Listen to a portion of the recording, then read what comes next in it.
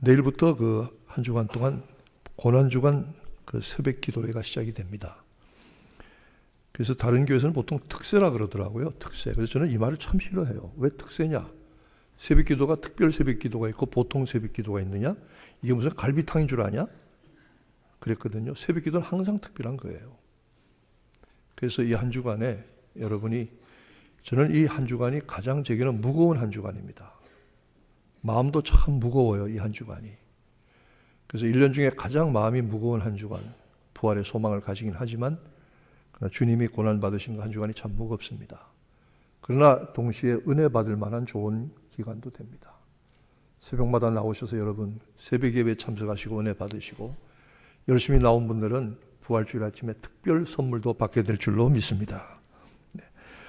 오늘 이 한 주간, 그리고 이 새로운 절기를 시작하시는 하나님, 우리에게 베푸실 모든 은혜를 인해서 다시 한번 감사하고 찬송하고, 옆에 있는 분들하고 인사하겠습니다. 좋은 봄날 되세요.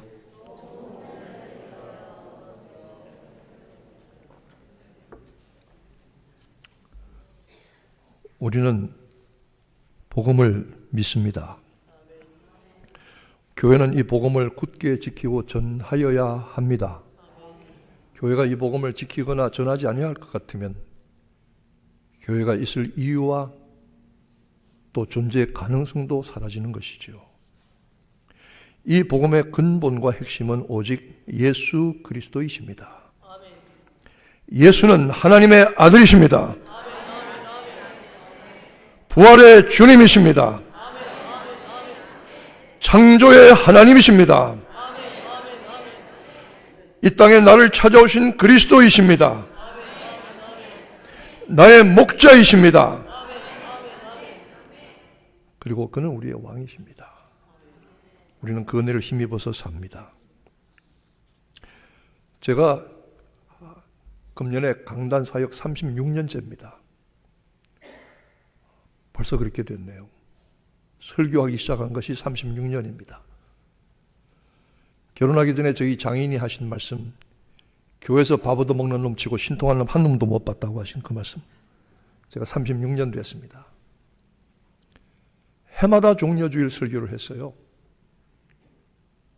영광과 승리에 입성을 하신 주님을 찬양하는 설교를 했어요.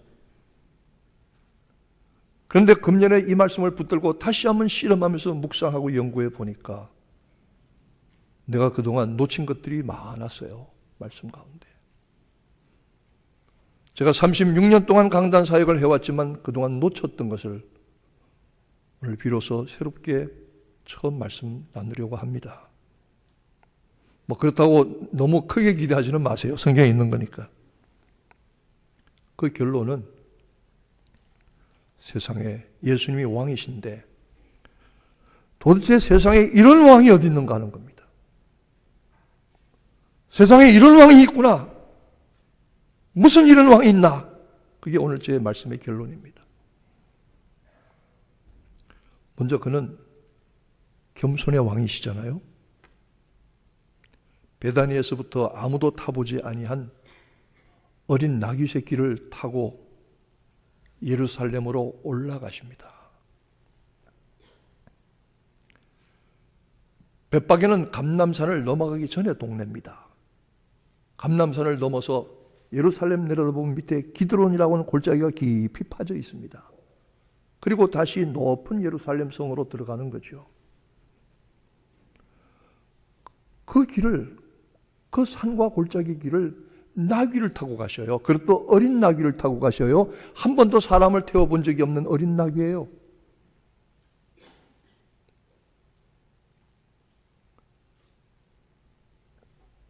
보통 왕이 승리에 입성을 하실 때는 힘이 세고 잘생긴 백마를 탑니다.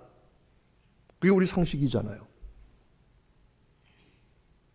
많은 군대를 뒤에서 이끌고 가셔요. 엄청난 악대의 음악을 풍악을 울리면서 가요. 그리고 포로로 사로잡힌 모든 노예들을 사슬에 묶어서 끌고 가요. 위세 있는 복장과 무기를 가진 군대를 끌고 갑니다. 그런데 예수님은 아무도 타보지 않은 나귀 새끼를 타고 그 나귀가 뒤뚱거리면서 비틀거리면서 땀을 뻘뻘 흘리면서 요즘 말로 하면 동물 학대죄로 고발당하십니다.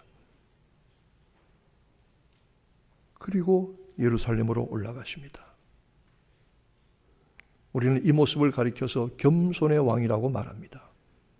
스가랴서는 그렇게 말하고 있습니다.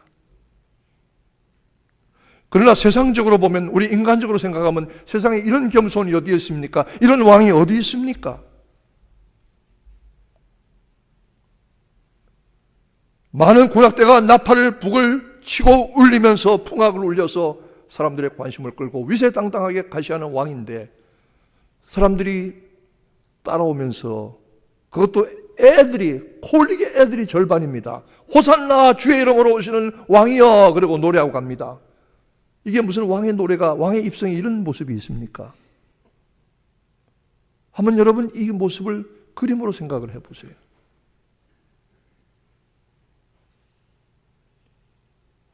사람들이 예수님의 가시는 길 위에 겉옷을 벗어서 깔아놓았다고 했습니다. 그렇죠?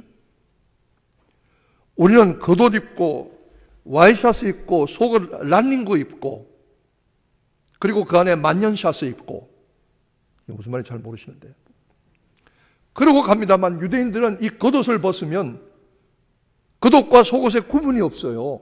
거의 헐벗은 거예요. 빛나는 장식을 한 군복을 입고 위세당당한 군대가 들어가는 것이 아니라 오합지졸들이 겉옷을 벗고 벌거벗고는 헐벗은 사람들이 자기 옷을 벗어가지고 벌거숭이들이 뒤따라가면서 찬양하는 이런 이상한 꼴이 어디 있습니까? 무슨 왕의 모습이 이렇습니까?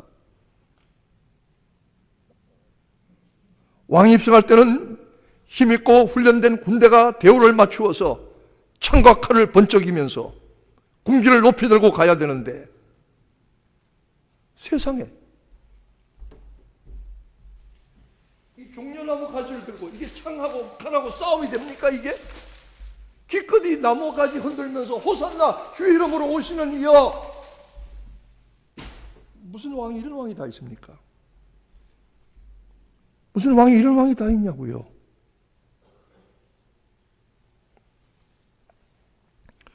저는 예수님이 어린 나귀를 타시고 나귀를 고생시키면서 비틀거리고 올라가시는 그 모습을, 세상의 모든 권세와 위세를 놓아버리고 칼과 창으로 상대할 수 없는 종려나무 가지를 흔들면서, 그것도 애들이 절반인 무리와 함께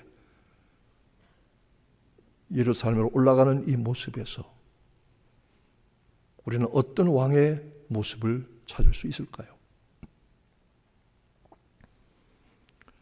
그는 또한 영광의 왕이셨습니다. 예수는 왕이시며 이스라엘의 왕이시며 모든 나라와 민족의 왕이시며 모든 피조물의 왕이신 왕 중의 왕이십니다. 그는 마땅히 찬송과 영광을 받으셔야 합니다. 어린아이들이 가득한 무리들이 뒤따라가면서 벌거벗은 모습으로 겉옷을 깔아서 그 가는 길에 놓으며 호산나 주의 이름으로 오시는 이여 찬송하리로다, 종려나무 가지를 흔드는 여기서 거기까지 따라온 바리새인들이 있었어요. 바리새인들이 그 사람들 중에 나와서 트집을 잡습니다. 선생님이요, 이 사람들이 입을 다물게 하십시오. 굉장히 곤란한 노래입니다, 이게. 예수님 대답하십니다. 만약 이 사람들이 노래하지 아니하면, 입을 다물면 돌들이 소리 지르리라. 돌들이 소리 지르리라. 사람들이 비록 겉옷 벗어 헐벗었지만, 막대기도 되지 않는 종려나무 가지를 흔들지만, 어린아이들이 절반인 그 무리가, 그 형편없는 사람들이 호산나 주의 이름으로 오시는 왕이야. 그런데요, 예루살렘에 들어가셔서 그가 맞으신 것은 성대한 환영이나 친절한 호의가 아니었습니다. 예루살렘에 들어오시는 예수를 기다리는 것은 차가운 비웃음입니다. 그리고 저를 죽이려고 하는 악의입니다. 그리고 컴컴한 음모가 기다리고 있었습니다. 세상의 영광의 왕이라고 하는 분이 잔뜩 기대를 가지고 따라 들어갔더니 성전 가서 무슨 상 한번 뒤집어 엎으시는 거로 끝내고는 뭐 별일 안 하셔요. 모든 신하들이 와서 그 앞에 엎드려서 보좌를 내어드리고 왕관을 바쳐야 할 텐데 그를 오히려 죽이려고 하고 있어요. 들어가셔서는 서기관, 바리새인, 대제사장, 장로들과 몇 마디 말싸움하시더니 일주일 후에 그만 십자가에 못 박혀서 아무 말도 못하시고 그냥 허망하게 흐지부지 죽어버리세요. 세상에 무슨 이런 왕이 다 있습니까? 이게 왕입니까? 무슨 이런 왕이 다 있느냐고요.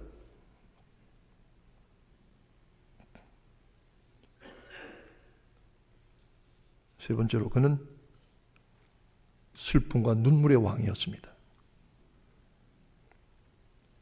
예루살렘 오셔서 예루살렘 동편 기드론 골짜기를 내려서 예루살렘 성벽을 높이 바라보며 12문 가운데 2개의 문 있는 쌍문 가서 그리로 들어가시려고 그 문 앞에 서셨을 때에 예수님께서 예루살렘 보시고는 갑자기 우셔요. 엉엉엉 우셔요. 예루살렘 보시고. 무슨 왕이 울어요. 무슨 왕의 체신이 그래요. 예루살렘 놓고 엉엉엉엉 우셔요. 성경에 예수님이 우셨단 말이 3번 나와요. 나사로가 죽었을 때 그 무덤 앞에서 사람들이 당신이 조금 더 빨리 왔으면 나사로가 안 죽을 거다. 사람들이 슬퍼하는 모습을 보고 민망하셔서 눈물 흘리셨다고 그랬어요.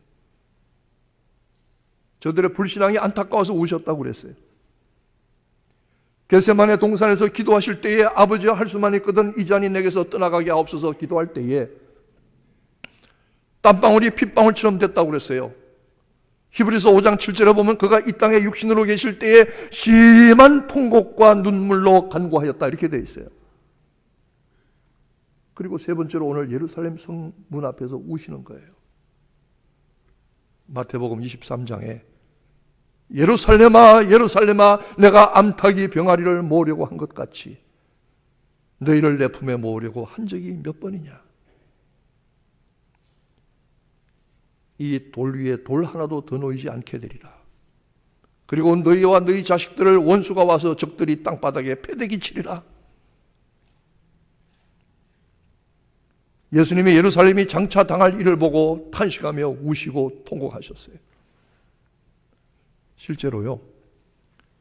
주후 66년에 예수님 부활 승천하시고 한 30년쯤 있다가 그 당시에 로마에서 온 총독인 플로루스라고 하는 사람이 이름은 참 예쁜데 플로리스, 꽃이란 뜻인데 이 사람이 예루살렘 성전에 있는 그 돈꾀에서 금 17달란트를 강탈했어요.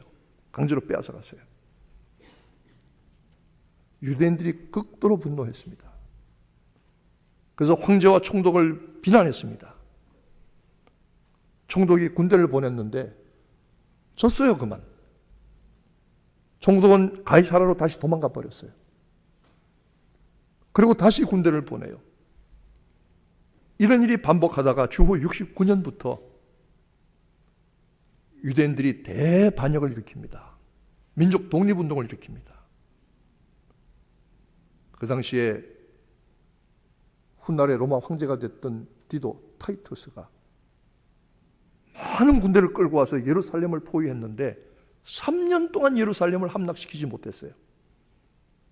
얼마나 견고한 성이며 얼마나 유대인들이 치열하게 싸웠는지 몰라요. 3년 만에 그 성을 함락시키고 들어가서 그 당시에 유월절을 지키려 왔던 사람들을 역사학자들은 적어도 100만 명을 죽였을 것이다.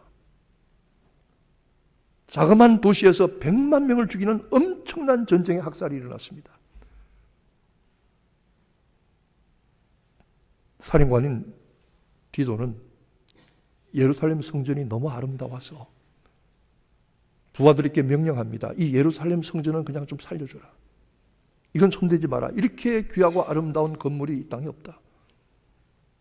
그런데 유대인들은 그 성전 안에 들어가서 죽기 살기로 항전합니다. 마지막에는 로마 군인들이 거기다 불을 질러버려요. 주님 말씀하신 대로 돌 위에 돌 하나도 더 놓이지 않도록 완전히 폐허가 되고 불바다가 되어버렸어요. 100만 명이 넘게 죽었대요. 그런데 그 예루살렘의 서쪽 돌벽이 아직도 남아있어서 지금도 유대인들은 거기 가서 통곡의 벽에 가서 기도합니다. 그게 예수님 당시에 남았던 벽이니까.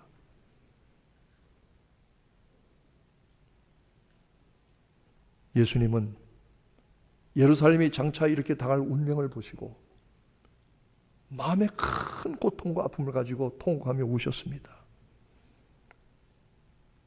세상에 이런 왕이 어디 있습니까? 모든 영광을 버리고 낮고 연약한 모습으로 십자가의 길을 가는 왕이었습니다. 자기를 거역하고 죽이려고 하는 성과 그 땅의 사람들을 바라보며 우는 왕이었습니다. 세상에 이런 왕이 어디 있습니까? 종려주일에 승리의 입성을 하신 것이 아니라 죽으려고 들어가신 겁니다. 죽으려고 가셨어요. 제가 오래전에요, 무슨 일을 결정할 그런 때가 있었어요. 결정을 해야 되는데 결정이 안 돼요. 그래서 하나님 앞에 엎드려 기도했어요. 하나님, 이렇게 결정할까요? 해라. 그러고는 제게 들려주시는 음성이 몇 가지가 있었어요. 첫째는, 네가 거기로 가더라도 많은 것들을 잃어버리게 될 것이다. 두 번째로, 네 뜻대로 안 되는 것이 많을 것이다. 그래도 가야 합니까? 그 다음에 한 말씀 덧붙이시는데, 너 거기 가면 죽는다. 너 거기 가면 죽는다 이러셔요. 그 음성이 가슴속에 생생하게 들려요. 제가 하나님께 다시 물었어요. 어떻게 하란 말입니까? 그랬더니 요한복음 1장에 있는 말씀 한 절 딱 주시고는 그 다음에 아무 소리 안 하셔요. 요한복음 1장에 있는 그 한 절 말씀이 결정하는 이유가 되고 하나님의 뜻을 깨닫는 조건이 된 거예요. 예수님 왕이세요. 그러나 낙이 타고 비틀거리고 가시는 왕이세요. 예수님 왕이세요. 그러나 저를 죽이려고 기다리는 사람들이 있는 곳으로 들어가시는 왕이세요. 예수님 왕이세요. 그런데 예루살렘 성벽을 보면서 통곡하며 우시는 왕이세요. 세상에 이런 왕이 어디 있습니까? 그런데 주님은 그 길을 가셨어요. 하나님이 원하시는 길이었기 때문에요. 그리고 그 후에 사람의 힘이 아닌 하나님의 능력으로 부활의 영광에 이르셨어요. 우리 보고 그 길로 가라고 하시는 거예요. 어떤 목사님이 자기가 지고 하는 십자가에 대해서 말씀하시더라고요. 누구든지 나를 따라오려거든 자기를 부인하고 자기 십자가를 지고 나를 쫓을 것이니라. 저는 그래서 이때까지는 그 십자가 그냥 지고 주님이 맡기셨으니까 사명인 줄 알고 가는 줄 알았어요. 근데 그분은 더 깊이 얘기하셔요. 제가 이렇게 십자가를 이해할 수도 있구나. 그게 무슨 말이냐 하면, 네가 주님이 지시는 십자가 지고 간다고 할지라도 그게 네가 구원받는 일이 아니다. 그 십자가 지고 갔다고 할지라도 자랑할 만한 일이 아니라는 거예요. 그 십자가 지고 간다고 하더라도 하나님의 뜻을 다 이루는 게 아니라는 거예요. 그럼 왜 내가 내게 주신 십자가를 지고 갑니까? 물었더니 그 십자가 지고 내가 이 십자가 지고도 안 되는구나 하고, 하나님의 은혜가 아니면 안 되는구나 하고 깨달으라고 그 십자가를 지고 가라고 하신다는 거예요. 정말 깊은 십자가에 대한 이해였어요. 제대로 된 십자가는 오직 주님만 지시는 거고요. 우리는 그분만 따라가는 거예요. 영광의 승리에 입성을 하신 것이 아니라 낙이 타고 비틀거리며 가시는 형편없는 왕, 사람들이 벌거벗고 뒤따라가는 그런 왕. 조물하게 아이들이 절반인 찬송. 그리고 그 성 안에는 죽음과 음모가 기다리고 있는 곳에 주님은 들어가시는 거예요. 그리고 우리도 그 길을 따라올 수 있겠느냐고 물으시는 거예요. 이 종려주일에 여러분이 선택과 결정의 시간이 되기를 축원합니다. 기도하겠습니다. 예수님 왕이라고 해서 굉장하신 줄 알았어요. 그럴듯하신 줄 알았어요. 위세와 권능이 크신 줄 알았어요. 많은 군대와 많은 신하들이 그 앞에 전부 무릎 꿇는 줄 알았어요. 그런데 정작 들어가시더니 허망하게 죽어버리셨어요. 그런데도 우리 보고 그 길을 따라오라고 하세요. 부활의 영광, 최후의 승리가 약속된 줄 믿고 따라갑니다. 우리도 그 길을 따라가게 하옵소서. 예수님의 이름으로 기도합니다. 아멘.